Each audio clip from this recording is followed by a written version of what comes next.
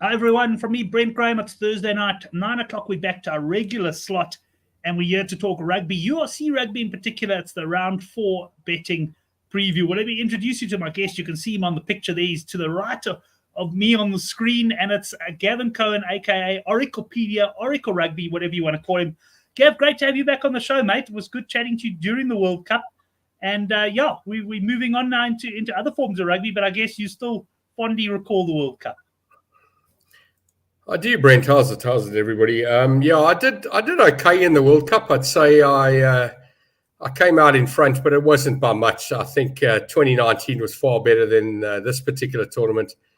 You know, South Africa were just over 3-1 to start the tournament, and you could have got that price before the quarterfinals. So there wasn't a lot of gain there. I also backed Mani Lebok, thinking it was going to be a Andre Pollard of 2019. Wasted my money there.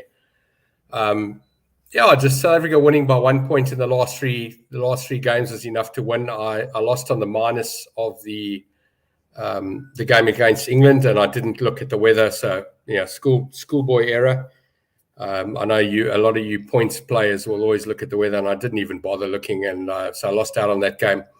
The final game, I took them on the board. I did take a little bit of minus. I think I took -7 and -8. Thought they might run away with it, but not run away with it, but win by 10 or 12 points. Didn't happen. So, I lost on most of the games. One on the outright. A couple of the big games, I did win money and finished slightly in front. I've still got a couple of doubles going into the South Africa Proteas cricket team.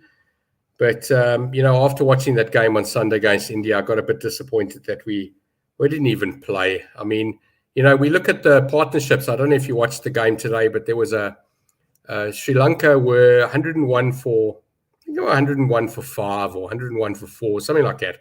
They ended up getting 180. But more importantly, they were 114 for 8. So they'd lost 3 or 4 wickets in 10 runs. And then they suddenly get the biggest partnership of the game, comes in for the 10th wicket. And we all saw that Maxwell outbreak of sheer brilliance. Australia 91 for 7 against Afghanistan. Most sites not even offering a price on Afghanistan. I backed them at 5-1 before the game, and I didn't cover. I must be honest, I watched that game in absolute awe.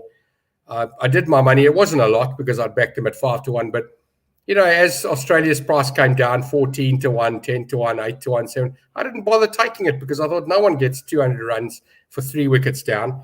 And this side gets a 200 run partnership, and he scores 170 of them. And then we saw the little Pakistani video. I don't know if you saw it, the TikTok one, like hitting the ball with his stick and his foot. And, he didn't even move. I mean, Maxwell was not even moving his feet. He couldn't run.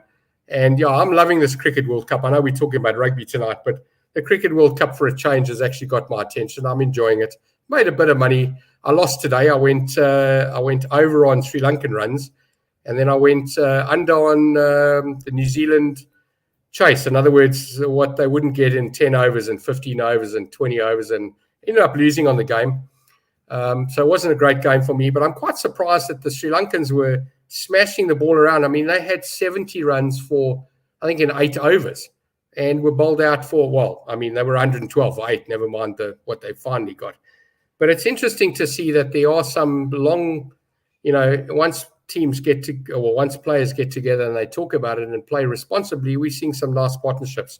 I think there's a big disparity between the batting at night and batting during the day, and a lot of teams haven't quite got that right. And I'm not sure if it's got anything to do with the fact that it's almost winter in India right now, and this World Cup it's a summer game. It shouldn't really be played in winter. Anyway, let's get back to the rugby. I'm enjoying the rugby. For those who just tuned in, this is a rugby show, but good to talk. Like you, Gav, I'm thoroughly enjoying the Cricket World Cup. I do find, like the rugby, it's gone on quite long, and there haven't been a hell of a lot of close, exciting games, but there's been some remarkable performances. And I mean, that Maxwell one was just absolutely out of this world. Hendrik saying Brent hasn't spoken for 30 minutes. And the boys did mention, I think it was Hendrik who came in and said, happy birthday for tomorrow, Brent. And the boys were discussing what age it is. Mark, you spot on there. I'm 51 tomorrow. The big 50 was last year. So, so the birthdays roll around, Gav. As you get older, you sort of pay less attention to them than you did when you were younger. Am I right? Yeah, so I'm 52, Brent, and I do tell people I'm 52, and I've realized that I'm soon to be 53. That'll be in January. What I've done this year, interestingly enough, so those who are watching and do have my details will know that my birthday is on the 21st of January, but I've taken it off Facebook. So I've got my mate Mark Franson, and he's decided to take his birthday off Facebook, and tells me I'm the only one who called him on his birthday. So I'm very interested to see how many people actually remember my birthday and not get reminded by Facebook. So yeah, 51, 52, you're right. You start not counting them anymore. I'm in my 50s, and I just remember that people when I was younger, they tell me they were 50. I thought they were grandparents, but I'm not a grandparent that I know about yet. Quite excited to be one eventually, but yeah, there you go. Steve Reed, babies. He's older than us, so don't worry about him. Stephen, while I'm thinking about it, I'm going to send you a WhatsApp after the show. We got our poker tournament on the 2nd of December, our annual poker tournament, which is good fun if you do enjoy your poker. And I know Steve plays a bit. I'll send it to you. You're more than welcome to join us. So if you've got any mates that are keen to join, we're going to probably get 2 full tables together. Mark Dunphy, he's also in January. And I know Mark's similar age, I think, to me. I think a couple of years younger than the Oracle there.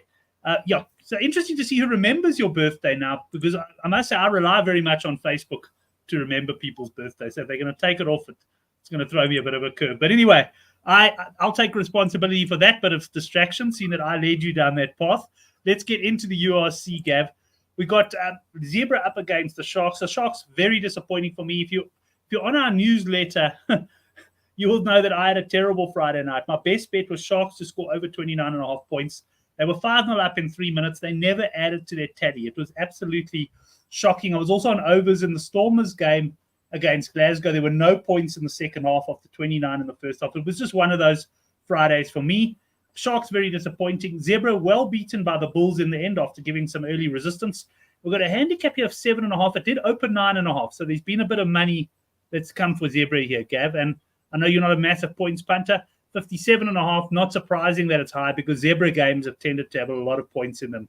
And this is a sort of an evening, 7 o'clock South African time kickoff tomorrow. What are your thoughts? Anything on this one? Well, the first thing I can tell you is 57 points, I think, would have won in the last 10 games there without really digging deep. I think that's quite low. I'm very surprised. I would have expected that to be in the 60s.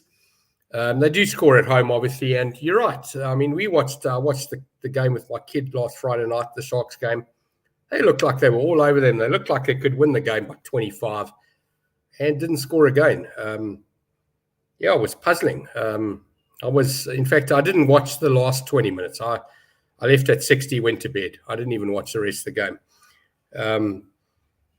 I just think that 7's not enough here. I think the Sharks are probably the Sharks should have learned from last week, and also South African teams do a little bit better in Italy than they do in the cold and rainy conditions of Wales and Ireland and Scotland, for that matter. So I'd say the Sharks are probably good for a minus double digit here, or should I say to win by double digits.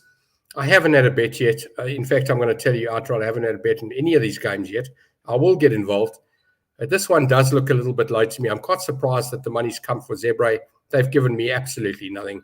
This is L. They've lost a whole lot of games, but they have scored points. It depends on, I suppose the weather's a factor. I don't know if it's raining there or not tomorrow night. I think it looks, there's a bit of, I wouldn't say it looks guaranteed perfect, but the weather doesn't look too bad. I think it'll be okay from the forecast I had looked at. So I think there could be points in this one. Yeah, so Cathal Sheehan over here saying doesn't trust the South African teams away without their Springboks.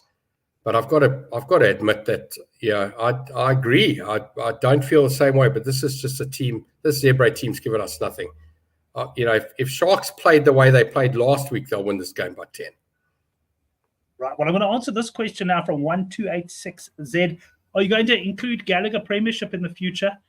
Yeah, it's an interesting one because I do like to cover the Gallagher Premiership, but generally speaking, most of my regular guests focus on URC, and I just haven't got the time to really focus in on the Premiership. At one stage, I did a Friday show. The other thing with the Premiership was often, to get things like points lines and that, they normally ended up coming up late. But certainly it is something that will be on the agenda. I don't think we'll cover it for the balance of this year. I'm really trying to wind down now. I'm exhausted after the World Cup. But certainly, even if we do a separate Gallagher Premiership show, it is something we can definitely look at next year. And if you've got any Gallagher Premiership fancies, of course, feel free to post them in the chat there. Conditions are clear, says WJS, so that is good to know. Gav, I must say, on this game, I mean, I'm with you actually, and Cathal there. I like the Sharks on the minus, but I'm just so burnt by them last week. I'm probably not going to get too involved in this one. Maybe I will look at a points play or something close to the time. But if pushed there, I would be going on to the Sharks. Now, also on Friday night, we've got Cardiff up against the Bulls. And we've got an identical handicap here, but a different points line. This points line is 51.5. And Cardiff are the underdogs here. There was some plus 9.5 Cardiff. So a little bit of money for the home team from what I can see. And you got a Bulls side that were pretty convincing last week after a bit of a tough show the week before. They came out and beat Zebra pretty well. What do you think is going to happen here? No, Bulls minus. And 51 minus 8 is 43 divided by 2 is 22, 28. So Bulls points are probably around 30. Surely they score more than that. That's 4 tries and some change. So, yeah, I like Bulls here. I also quite fancy them. Henrik is saying Bulls minus all the way. I remember my bet. I was trying to think. It actually kickstarted a nice comeback for me on Saturday. I had Bulls over 5.5 tries last week, which actually came in the end fairly comfortably against Zebra. And I like this Bulls team, and I'm interested to know also what Henrik thinks. To me, they picked a hell of a strong bench here. So this is the sort of game where I would possibly see the Bulls pulling clear in the second half. So we're in agreement there on the minus. Anything to add on that? Brent, this is an opportunity for teams like the Bulls to get rare away points at a cheap cost, because they're not lined up with internationals in these teams. I mean, I could be wrong. Cardiff could have a couple of. I haven't looked at the team sheets, but excuse me, it's unlikely that they've got a full strength team. And these are games that they need to win. I'm very surprised we haven't had games in South Africa yet in this, these rounds after the World Cup, because that's, potentially even bigger points for us. But for South African teams to go over there and play weakened teams is, it's gold. And whoever's coaching the Bulls at the moment, I don't know who that is. Whoever's coaching the Bulls at the moment is obviously thinking of that and going out there and grabbing them, because they'll get all 5 points here. Yeah, Cathal has made the point earlier about not trusting South African teams at the internationals. And I tend to agree with you there. But the funny thing about the Bulls, they actually had very few internationals in the side. But yet, if you look at their team, they've got a lot of guys I reckon will be knocking on the Springbok door fairly soon. So going for the Bulls here, Peter Paul having a bit of a chuckle that you haven't looked at the teams. Gavin's never been a team's man. I remember that. Peter, if you lined up the players in front of me, I wouldn't recognize them. So I'm okay. I recognize the Springboks, and I've got to blame, I don't know, the World Cup and advertising and Checkers 60-60 and all of these oaks on the bus tour. I've finally got to realize that I probably know about 10 of them, but I'm really not trying. Fareed making the point, Bulls score a lot of tries but concede too much. He fancies the home team. I guess Fareed's comment could also lead you to a points play, because 51.5 doesn't seem that high then if the Bulls are going to score and concede a good few points. Let's move on to the next game. Ulster up against Munster. Munster's team, not quite at full strength. You got an Ulster team here that beat the Bulls by 7 points when they hosted them 2 weeks ago. They're minus 3.5 in this Irish derby. Points line very low here, Gav, 43.5. Okay, so I'll tell you straight up who said earlier they didn't trust the South African. They didn't trust the South African teams without their Springboks. I've got to tell you, and I know we're going into like year 4 or 5 of this, I still am yet to go over the 1 unit line with money on a fixture that doesn't include a South African team. So I don't know if it's just me or something about me, and I'm sure some other punters out there feel a very similar way. It's very hard for me to put money on a fixture or a match where I really know very little, and I really have to listen to other people or go deep into the stats. So a game like this, This is almost like I used to react to the New Zealand derby games when the teams were quite evenly matched. I'd always say take the plus for a unit and enjoy the game. Don't get heavily involved. So this is last year's winner away at Ulster. I suspect the Ireland, what do they call them? The internationals are not back in the team yet. They might be, but I don't think so. I'm going to say a small punt here, Munster, with a plus, or even, I'm guessing at plus 3.5, you're getting 14 or 10, 13, 14, maybe 15, depending on where you look around. But 13 or 14 or 10, I'm happy. I'll have a small punt on Munster to win the game. Won't get involved. Don't need to know who's playing. I'm happy just knowing that last year's winners are a plus and not everyone's back. Simple. Well, there's quite a bit of agreement in the live chat that Johan Esthuizen, who also nailed, if I'm not mistaken, Johan, your treble last week nicely. Munster 1-12. And then Henrik coming in, he's agreeing with you there. Munster on the board. He's a big Graham Roundtree fan and will keep backing Munster. Steve Reed's also going Munster. So, funny, I was leaning a little bit towards Ulster there, but I'm a little bit less confident now. But I must say one thing, guys. Sounds like we got a bet, Brent, an even six-pack.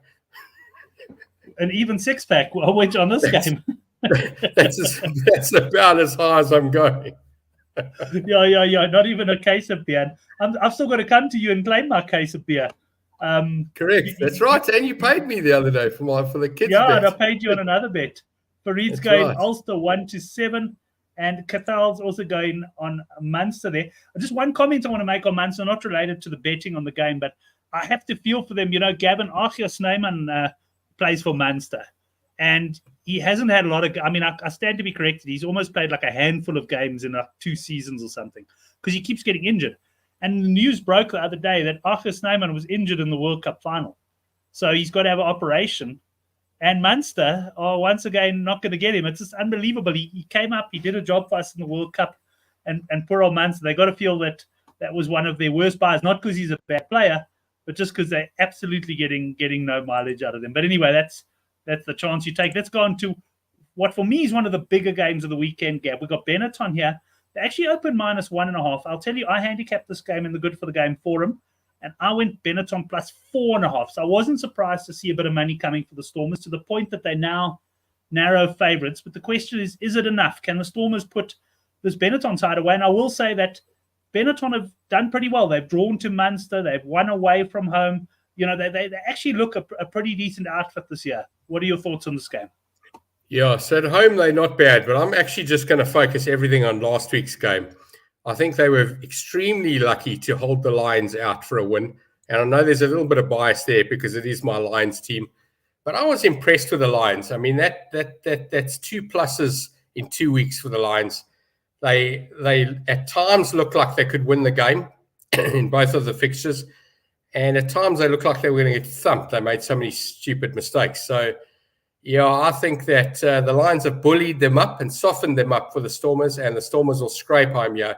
I don't think this is a big win. So the guys that are calling 1-7s and 1-12s, I think you can go for a narrow Stormers win here. I think a scraper.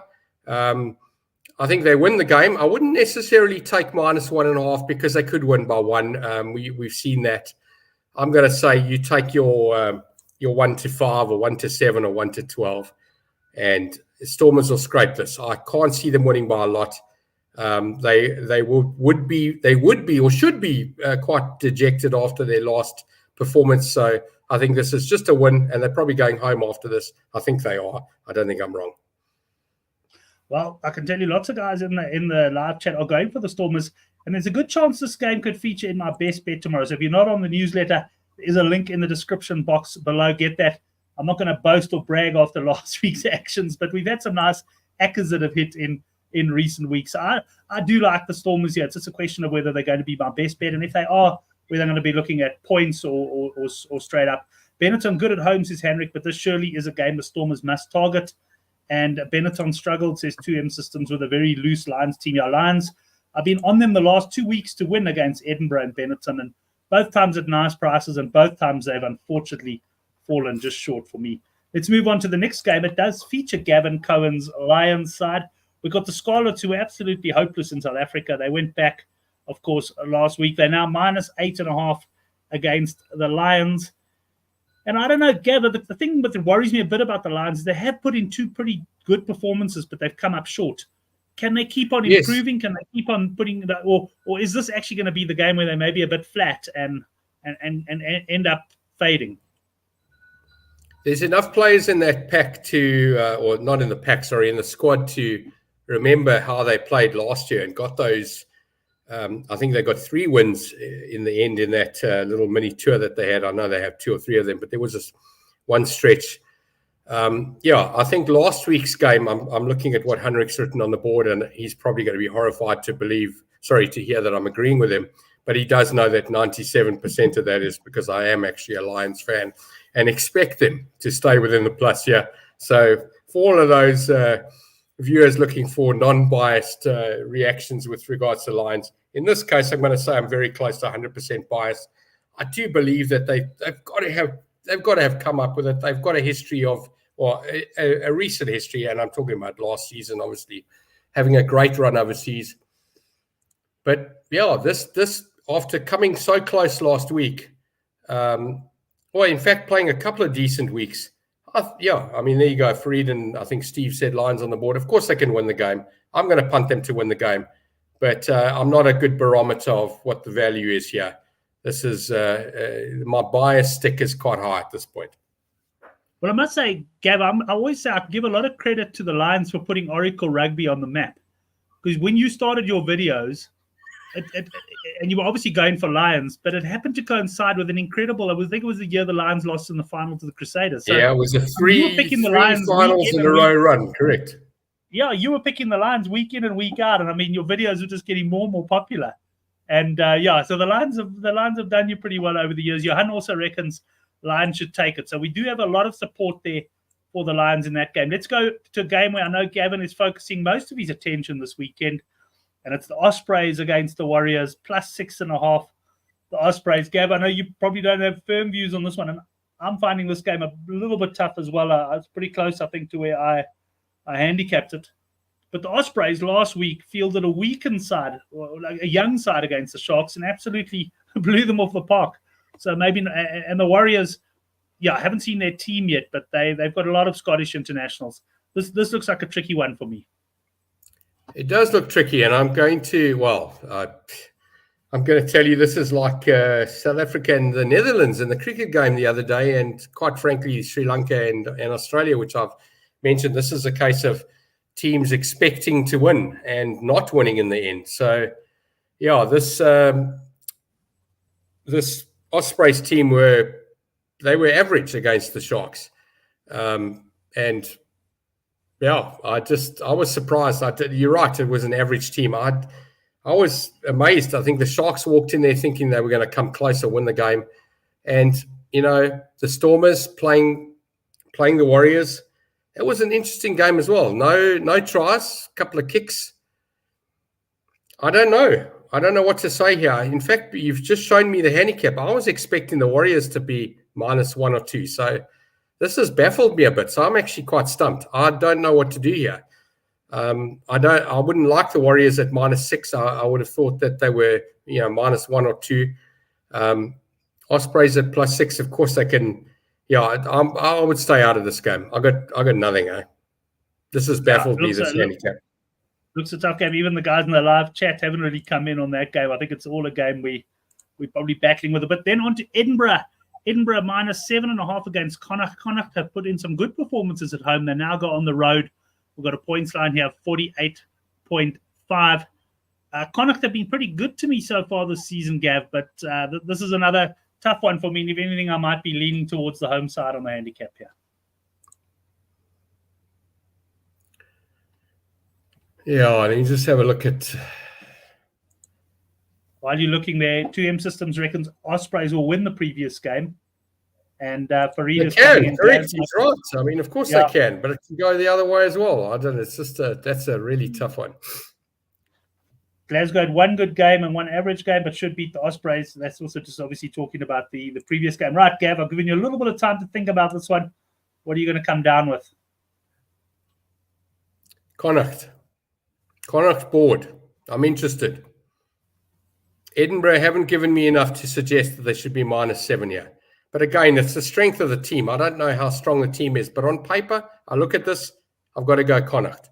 It took me 60 seconds, but yeah, Connacht for me. I hope I'm quickly pronouncing having a look at it. I'm just quickly popping onto the Good for the Game forum. I just want to see how I handicapped this game. Okay, very close to our captain. I capped this game -6.5 Edinburgh, and then it opened at pretty much 6.5. It opened exactly where I capped it. So yeah, I'm not seeing a lot in this, but Farid is agreeing on Connacht, and 2M Systems is saying what all you can eat on a Connacht win. So the boys are confident here, Gav. They're in your camp. And that's probably enough to swing me over to the Connacht side as well, because as I say, they have been pretty good to me this season. Yeah, I like these ones that come to, a lot of people say to me, how do you punt a team and how do you find a winner? And I know obviously a lot of guys look at the weather and they look at all sorts of things. And for me, it's just maths. This looks wrong to me. This looks like it's too much. And at 7, I'm getting 2-1, 18-10 to 5-2, depending on the bookmaker, 2-1 about Connacht on the board. I'm interested. It's not a big bet, but they can win the game, and I think I'm getting the value. But I'll tell you, Brent, I don't know if you remember the warm-up game before 2007 World Cup rugby. South Africa played this team at I don't think it was their normal ground, but the handicap. I took some +39.5 Connacht, and I think it was 3-3 at halftime or 6-3 to South Africa, and I think they won by 10 or 12 or whatever it was, and I absolutely cleaned up. But what I did is I remember looking at the stats, and New Zealand was the only international team that had beaten Connacht in a warm-up game, and they'd beaten them by 10 or 12 points or 15 or something like that. I don't know. The bookmakers gave Connacht +39 against South Africa that night. The wind was blowing, the rain was blustering all over the place. I think there were 300 people in the crowd, and I just got all over that Connacht, and I remember that 2007 was great. I didn't quite understand what Henrik was trying to say there. Sorry, I'm not sure if he was being sarcastic or if he was agreeing. No. He was out. I believe he wasn't. He was saying solid logic by the Oracle. 2 words we haven't ever used in the sentence with the Oracle before. How does that WhatsApp emoji go? Something like this. That takes us to Sunday's game. Now, this game, the handicap's been pretty stable. Open 16.5. The bookie I looked at now was 17.5. Dragons up against Leinster. I mean, the Dragons well beaten in the end by Munster. I was annoyed with myself because Pierre, who came on last week's show, made Munster minus his best bet last week, and I was close to making that the newsletter best bet. But then, like you, I also tend to prefer the South African games, and so I got involved with the Sharks. But Munster did pretty well for me last week. They beat the Dragons convincingly. The Dragons now at home, and they +17.5 against Leinster. I must say, I'm wearing my Leinster shirt, and they're a great side, but they seem to have been a bit costly to follow on big handicaps of late. Gavin, are you doing anything on Sunday in the rugby? Yes, so this game does have my interest because it's got some history with regards to stats as well. And I don't know if you remember the lowest scoring Super Rugby game. I think we had a 5-6 or a 6-5, and we had a 6-3. But this fixture, if you remember correctly, last year was 6-7. I've just seen the score now, looking at the previous results, and not last year, sorry, a couple of years ago. But I remember that. I think I was the high on 6-7 game. That. And then you look at, again, and you see a 29-35. And I know that's old stuff, but I always used to love the Force when they played the Crusaders. The Force used to get these +25s and 30s, and they would win almost every one of them because the handicap was set on current form, but the Crusaders used to go to Perth and were not able to smash them. For whatever reason, they just couldn't smash them. And if there's no evidence of a Leinster smashing here, I'm interested in +17.5. It looks too big. I wouldn't go massive into it, but it does look too big. And yes, Munster beat them comfortably last time out, but still 17 points at home against not a full strength Leinster. I'm okay. I'll take the +17 here. Small bet, but I will take it. It's good enough for me. The plus there, I must say, I'm leaning towards a minus, but also very very nervously. Farid did say he reckons Leinster by 30 plus. I'm just looking at I'm looking a bit disheveled there. And I must tell you guys, I think I was talking to Gavin at the start of the show. I don't think I mentioned it on M. Half an hour before the show, my power came back for the first time in 49 hours. So I'm finally going to have some hot water tomorrow morning and stuff like that. But what a run it's been here in South Africa. Right, Gav, we're going to move on to the best. Sorry, just now. one more thing, Brent. Just again, mathematically here. The total points are 51. You minus the 17, you get to 33, which means the home team should get 16 and Leinster should get 33. I don't think they've beaten 33 too often lately. There's a 36 here, there's a 34. I think if you're going for the minus here, you're going on a roller coaster. You're going to find at Disney, Paris Disney or French Disney or whatever they call it. I think you're on for a roller coaster. Minus 17, Sunday afternoon. I think I think this is roller coaster. Pay your ticket, get your popcorn, don't watch the game, see the result afterwards, because you're going to have a scary ride. If you're on the plus, watch the game. You'll be in it for almost all of it, if not all of it. Interesting advice here from the Oracle. Henrik saying, I must remove to the Republic of the Western Cape like the Oracle. Yes, guys, I must say after this last 48-hour episode, I probably could do that. WJ saying Leinster averaged 26 away from home in the past 2 seasons. So, yeah, interesting. For me, the Dragons, just aside, I will always struggle to back the Dragons until they show me a little bit more as well. But let's move on to your best bet on the card, Gav, or your best bets of what we're discussing. Feel free to throw in something else, be it horses, cricket, whatever, because I know you do follow a range of sports.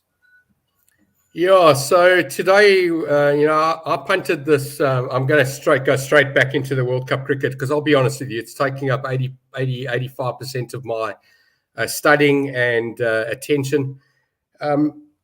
So I backed Quinton de Kock before the tournament at 16-1. I didn't put a lot of money on it, a couple of $100. That's all I put on. He's now, he was top scorer until today when Rashin Ravindra overtook him.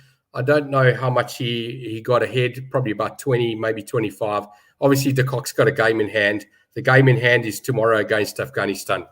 I would imagine they've priced up on this again. What's interesting about this tournament is, Brent, you're old enough to remember the 1999 game, the 2000 game in England, where we didn't make it to the final. Australia went to the final. A lot of people think that South Africa lost that game. Well, if Brendan O'Connell is watching, I worked with him at the time. I remember working that whole day, taking phone bets and entering stuff in the system the whole day for absolutely nothing. We refunded every punter because it was a tie. A lot of people don't remember that Australia didn't beat South Africa in that match. It was a tie, the one that Chris or Gibbs threw the ball, threw the cup away, or whatever you want to call it. We haven't been to a final, so I don't think you can throw a cup away if you didn't have the cup. 99, yeah. Sorry, you're right, Henrik. It was May 1999, I remember now. Brendan O'Connell will remember we worked the whole day. I was about to swear there because that's what it felt like. And we had to refund every single cent on that game. And that was the day when I don't know who it was. I think South Africa took a wicket and I shouted yes. And Brendan turned around to me and said, "What are you doing?" He said, "Can't you see the book? We won Australia." And then a few minutes later, Australia hit a 6. And I'll say a few minutes, maybe half an hour. And I go, "Yeah." And he goes, "What are you doing? We won South Africa." I just kept quiet for the rest of the day. It was one of my first days in the industry. And as it happens, we had to refund. So that was Hansie Cronje's team in 1999. So this semi-final, we'll be playing Australia. And I'm going to tell you, this time we get up. But not only that, New Zealand are the kind of team that can beat India. Australia battled, we battled. I know New Zealand as well, but they don't have that. They don't have that rivalry with India that the Australians and the South Africans do. So I think this is actually a good result for us that New Zealand are fourth. They get to play New Zealand in the semi-final. Henrik, I'll tell you the whole story when we have a beer next. Don't worry. Anyway, so I'm going to tell you, Quinton de Kock is no longer even money. He went right down to even money. I'm going to say he's probably around 2-1, because Kohli will probably be 12, maybe 13 or 10. Ravindra will probably be, 5-2, 3-1. And I would say Quinton de Kock should be second favorite, just over 2-1. And you've also got Warner in there. So there's 4 guys, and it's 1 from each country. So it's, any one of these 4 can win this top batsman. But I just like de Kock, and I know that I backed him at 16-1, and I did take a little bit more at even money a few days ago, and that's obviously drifted out. But I like that, and that's my bet. I'm going to tell you tomorrow, Quinton de Kock will get runs against this Afghanistan team. No matter whether they bat first or we bat first, he'll get the runs. He'll go back in front. He's got the game in hand. I know that India still have a game to go. But I think Quinton de Kock will end this pool stage on top. I'm looking at Farid there. Sure, that's obviously the favourite, Farid. I agree. That's what's expected. I just think that New Zealand got a chance to beat this Indian team, and I don't think Australia got any match for South Africa at the moment. We're too good for them. And I know that these day-night games are all sorts of all over the show, depending on who bats first. But surely South Africa have learnt their lesson after what happened against India. So yes, my bet, I'm going to tell you to punt it now, because next Sunday is the final result of this. Take Quinton de Kock to be top batsman for the tournament. And if you've got a little bit more, there you go, it's 1.75. He's not 7-10, he's 1.7, so 17-10. Sounds about right. If you look around, you might get as much as 2-1. I'd take a bit of that. I think he's the best of the 4. He's most likely to get more runs than all of them. And I think he's in second place at the moment. It's not much. And I'm going to tell you, stick that into a double with the Lions on the board. And in fact, I'm going to tell you, stick a double into whatever you like this weekend. My best bet right now, you can't get 16-1, but you're only up against 3 people. Take Quinton de Kock to be top batsman in this tournament. Betting should be available right now, and it'll be available obviously till like kick off tomorrow. I just like it, and I'm not emptying out, but I'm taking more each day, and I've carried on going. He's going to win this. Excellent. Well, I certainly hope so. So now I'm going to ask you: do you have a rugby best bet? Yeah, I think the Sharks and the Lions plus double should be good enough for me. Really, Lions and the Sharks plus. Well, Sharks minus and Lions plus. Sorry. The handicap double. So that's 28-10 basically in that region. Yeah, that's the double for me. In fact, sorry, chuck in the Bulls as well. So let's do an 11-2 treble. I think all 3 South Africans. The Storm is the only one I'd be slightly worried about. As I said, I think they're scrapers. But there's nothing stopping all 4 South African teams winning their games this weekend. That might be a nice one that should work out close to a 10-1 or thereabouts.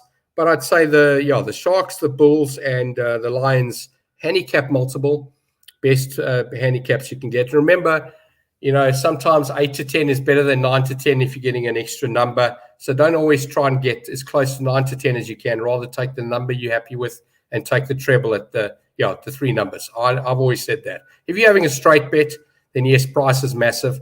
But when it comes to taking a double or treble in rugby, the number's probably more important than the price, because the price isn't going to be bad. It's just going to be slightly out. But sometimes that extra number or the extra 2 numbers makes a difference. Yeah, I 100% agree with you. Let's run through a couple of other bets. Johannes treble, Sharks over Zebra over 75 points, 57.5 points. Stormers win, Lions plus 8.5. So I think we were all singing very much off the same hymn sheet there. And then Henrik says the Lions Connacht win double. Now that will be a nice price. That will be a nice price, the win double on the 2 of them. And anyway, gents, brings us to the end of the show. First of all, to the guys in the live chat, thanks for joining us.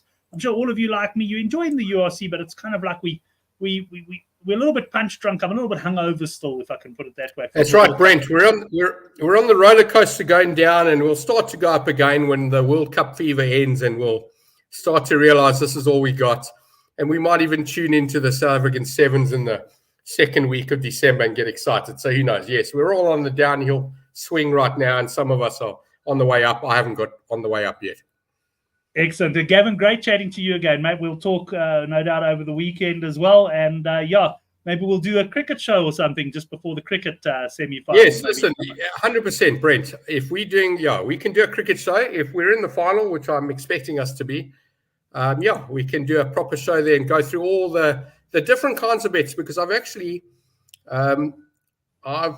I've realized that there's quite a lot on offer in running as well as before the game with regards to cricket. And if you put your mind to it and you do a little bit of homework, you can make a lot of money here. A lot of them are mathematically algorithm-based prices. And if you put a bit of a human element into it and a punting brain to it, you can make some money, seriously. Excellent. Yeah, that's one thing. As long as there's always a human element, I say we've got a good chance of beating the algorithms. Gavin Cohen, thanks very much. Thanks, everybody. We'll see you next week, Thursday, 9 o'clock for the Handicap Rugby Chat That Matters.